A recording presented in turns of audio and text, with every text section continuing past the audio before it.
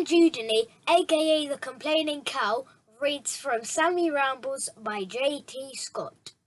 Sitting comfortably? Well, I'm starting.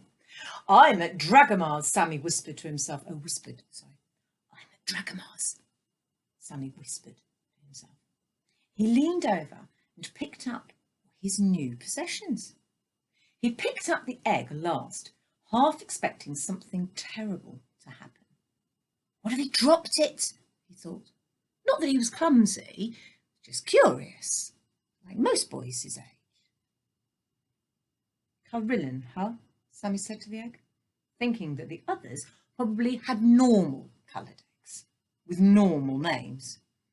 And he thought, who gave eggs names anyway? He stroked the surface of the green egg.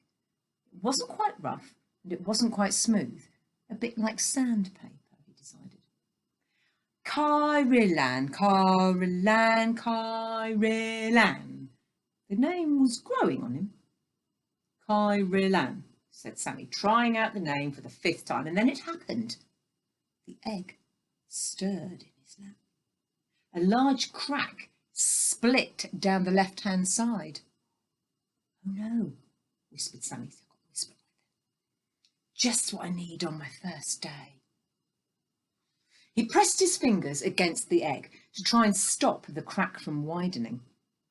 To his horror, it had the opposite effect, and a piece of the egg came away in his hand.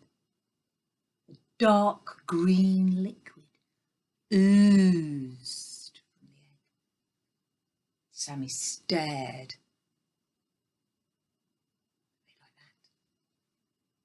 He had absolutely no idea what to do. Through a chink in his curtain, he could see that the other curtains were drawn. A faint snore came from Darius's direction, and he was fairly sure that everyone was asleep. Resigned to the fact that the egg was going to hatch anyway, Sammy poked the green goo. Come on then, open sesame, he muttered, pulling at the eggshell to let more of the goo out. As the second piece of shell came away, the egg let out a high-pitched scream. Ah! And burst open.